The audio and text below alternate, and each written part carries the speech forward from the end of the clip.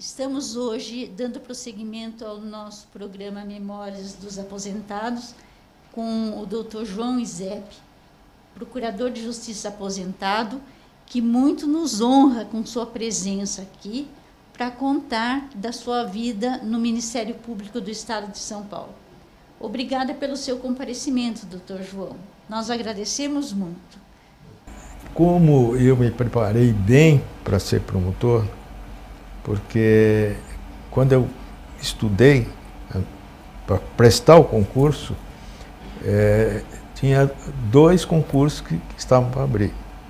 O concurso do Ministério Público, que era 20 vagas, e o concurso da magistratura, que tinha 200 vagas. Então era mais fácil fazer o concurso para a magistratura. Mas eu sempre quis ser promotor, não juiz. Eu não queria assumir o compromisso de decidir questões. Eu ia lutar pelo direito das pessoas que eu teria que lutar. Então eu prestei concurso para Ministério Público porque eu estava preparadíssimo. Eu só estudei coisas do Ministério Público, né? E, por sorte, eu fui... No primeiro concurso que eu fiz, já fui aprovado em 12º ou 11º, não me lembro bem. Nessa época, antes do concurso, eu era escrivão de polícia em Casa Branca. E como escrivão de polícia trabalhava meio expediente na parte da tarde, e eu tinha interesse em prestar concurso, eu consegui ser contratado, não contratado, pago, né, para trabalhar no cartório, no primeiro ofício criminal, que fazia os júris, tudo, porque eu queria aprender para ser promotor. Então eu fiquei durante todo esse tempo fazendo as duas coisas, né? E eu aprendi muito com os promotores que estavam lá, porque eu tinha contato com ele diariamente, né? Inclusive o Reginaldo Mazafera, né, que ficou muitos anos lá em Casa Branca, foi com ele que eu aprendi mais, além do trabalhar no cartório também, no primeiro ofício criminal, né? E foi por isso que eu me animei a prestar o concurso para promotor, porque eu queria ser promotor, não juiz. Tanto que, quando eu prestei o concurso, passei no concurso, a lista de nomeação, que eram 20 vagas, né, o juiz era 200, a lista que ia para o governador continha mais dois nomes, 21 e 22, porque era para substituir se alguém não assumisse, ou porque tinha prestado também concurso para a magistratura, né? Então, a lista que ia para o governador era de 22 nomes. A lista foi, quando saiu a nomeação, por motivo político, o que estava em 21º, que trabalhava politicamente perto de São Paulo, ele conseguiu furar a fila e como os outros eram muito mais conhecidos, eu não, né, eu fui escolhido para ceder o meu lugar para ele. Então ele foi nomeado e eu não fui nomeado. Aí eu tive que fazer outro concurso para conseguir, e eu não desisti, eu podia ter desistido porque eu falei, não quero mais, né? Eu falei, não, mas eu quero ser promotor, eu só estudei para isso.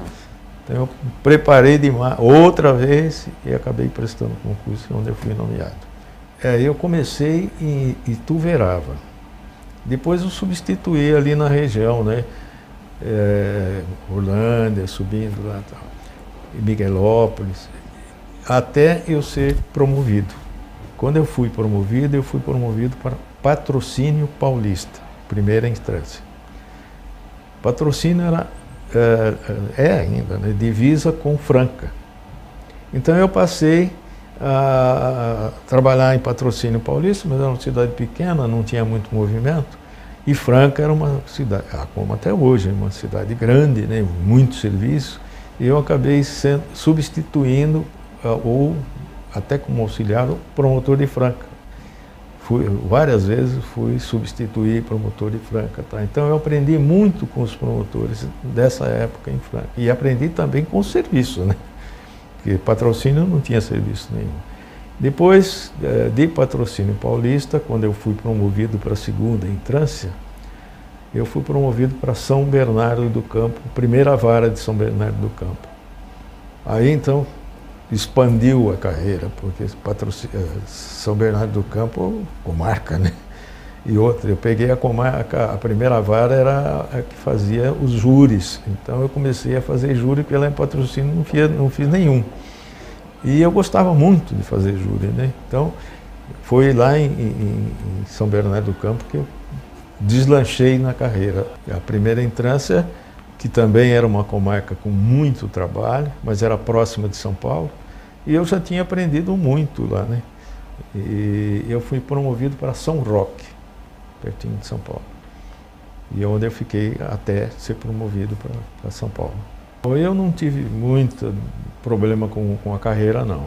Às vezes eu tive algum trabalho, porque eu já era casado, tinha filho. Meu filho nasceu em Franca quando eu assumi Patrocínio Paulista. Tá ele. E eu já tinha a minha filha também, antes dele, né? Então, quando eu era promovido, aí ficava difícil, porque eu tinha que procurar casa numa outra comarca, entendeu? Só isso, mas no trabalho eu nunca tive problema nenhum.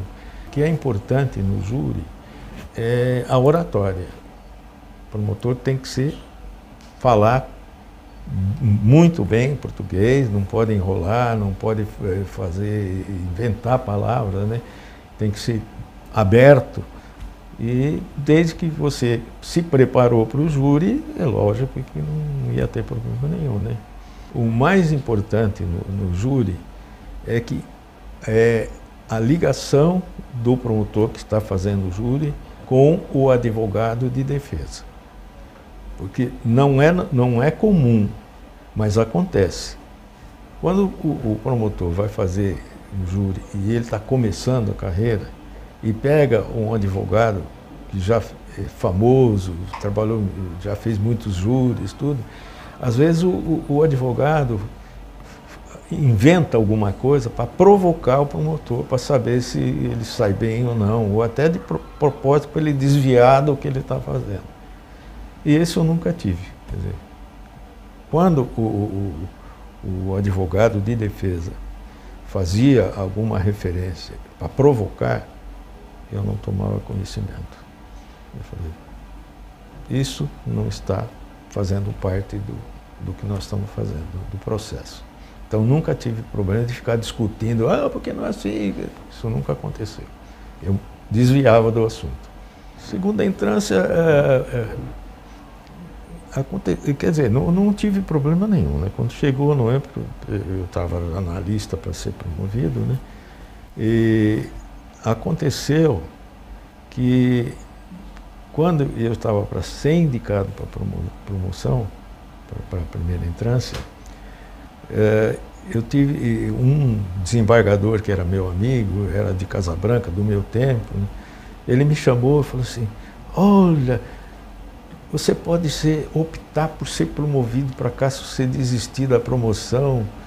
Eu falei assim, de jeito nenhum. Para não ser promovido desta forma, eu estava com o tempo completo e eu me aposentei. Para não inventar esse negócio de ser promovido e depois ter que ficar no tribunal, né? Então eu me aposentei. Na associação, bom, eu não sei, eu sempre tive uma convivência muito grande com todos os colegas, né? Mas na associação eu tive uma atuação muito importante, porque eu criei 2 órgãos na associação, que até hoje, né? O primeiro que eu criei foi o Conselho dos Aposentados. E nessa época eu estava no gabinete, trabalhando como assessor do gabinete procurador. Não tinha ainda, não existia o Conselho de Aposentados. Então os aposentados, principalmente que moravam no interior, tinham grande dificuldade quando tinha algum problema para resolver na associação, porque a associação estava mais ligada com os que estavam na ativa. E o aposentado não tinha alguém para atender pessoalmente ele como aposentado. Por isso que eu falei, não tem que ter um órgão na associação para atender os aposentados, porque às vezes tem aposentado idoso que mora no interior, tinha que resolver um problema, tinha que vir para São Paulo, tinha que ter alguém. Então foi por isso que eu criei o Conselho dos Aposentados. Posteriormente, quando o conselho começou a funcionar, e funcionou bem, atendendo todos os aposentados do interior, eu percebi que tinha uma falha no conselho, porque, vamos supor, o promotor que era casado e faleceu, deixou a viúva. A promotora que era casada e faleceu, deixou o marido. Eles também continuavam dependentes do Ministério Público, né? Tinha que resolver os problemas anteriores da família, tudo, e não era um promotor, nem promotora. Então eu fiz uma mudança no estatuto do Conselho dos Aposentados, e fiz um acréscimo no regimento. Relação às pessoas que não eram do Ministério Público, mas estavam ligadas porque tinham casado, né, com um promotor ou procurador. Então, eu fiz uma alteração acrescentando também as pessoas que não eram ligadas com cargo, né, de promotor ou procurador, mas pensionistas. Então, eu alterei Conselho dos Aposentados e Pensionistas, para poder atender essas pessoas que estavam ligadas ao Ministério Público indiretamente, e que hoje está funcionando até agora, né? Esse é o outro órgão que eu criei no Ministério Público. Eu estava no gabinete do Procurador-Geral, como assessor, era João Batista, né? E ele falou, mas como é que nós podemos fazer para ajudar os promotores? Principalmente os promotores de São Paulo, que estavam fazendo júri. Isso acontecia muito lá no gabinete onde eu estava. O promotor estava no meio do júri, aparecia um problema lá que a defesa alegou uma coisa ligada com a Receita Federal, com o DOPS, que tinha, às vezes o inquérito era feito no DOPS, e ele inventava alguma coisa que não era verdade. Então o promotor que estava fazendo o júri com esse advogado que criou esse programa, ele ligava para o CAEX, né, onde eu estava, para o gabinete onde eu estava, para saber se aquilo era verdade ou não, e a gente tinha que soltar um promotor para ir correr atrás para saber se era verdade, do DOPS, ou ligar para o DOPS, e depois passar por telefone para o promotor no meio do júri. E isso fez com que eu falei, mas eu tenho que criar um órgão aqui para atender essas ocorrências que não tem outra forma, né? Então eu criei o CAEX, que é Centro de Acompanhamento e Execução do Ministério Público, que existe até hoje. Tanto é verdade que saiu um folheto agora relativamente ao Ministério Público, e tem lá um item que fala sobre o CAEX, né? E nesse item desse manual que está aí, eles estão trabalhando também com o CAEX para criar CAEX regionais, quer dizer, Ribeirão Preto, São José do Rio Preto, Campinas, né? Transferindo uma parte do CAEX para lá. Agora, como é que funciona o CAEX? Funciona desde que foi criado, né? Quando eu criei o CAEX era exatamente para isso, para Centro de Acompanhamento e Execução do Ministério Público. Eu montei uma equipe de promotores, fizemos várias reuniões explicando como é que ia funcionar o CAEX, né? E esses promotores, a função deles, quando tinha algum problema com o promotor, eles ligavam para saber o que fazer, né? E isso é acompanhamento dos processos que estavam tramitando, né? Coisas que aconteciam no processo, ligava lá. Tem o setor de acompanhamento que fazia isso. Muitas vezes tinha um inquérito, por exemplo, na época política, né, o DOPS aí, militar, lá era um problema sério, né? Faziam até tortura e tudo. Então, muitas vezes o DOPS instaurava um inquérito, ou até a Secretaria o gabinete do secretário da Segurança abria inquérito para apurar se aquilo era verdade ou não. E exatamente por isso era nomeado um promotor para acompanhar a apuração que estava sendo feita. Então o inquérito nessa fase, como a polícia estava envolvida, era feito por um delegado nomeado pelo secretário da Segurança e um acompanhamento de um promotor do CAEX, exatamente para evitar que houvesse influência política. E esse promotor que acompanhava o processo, o inquérito, não o processo na polícia, no DOPS, por exemplo, ele tomava conhecimento de pormenores completamente embolados, né? Era tudo problema político. E quando o inquérito ficava pronto, esse inquérito, como eram muitas informações, ele tinha 5, 6, 7 volumes de inquérito. Era quase complicado. Principalmente em São Paulo, né, que tinha que mandar para os promotores do júri, né. Só que, como era um inquérito muito complicado, aí nós resolvemos fazer o seguinte: o promotor do inquérito que ele estava acompanhando no DOPS, por exemplo, ou na Secretaria de Segurança, era muito complicado, e na formação do CAEX constou então que o CAEX tinha a função de centro de acompanhamento dessas diligências e execução. O que vinha a ser execução do promotor que acompanhou todas essas diligências.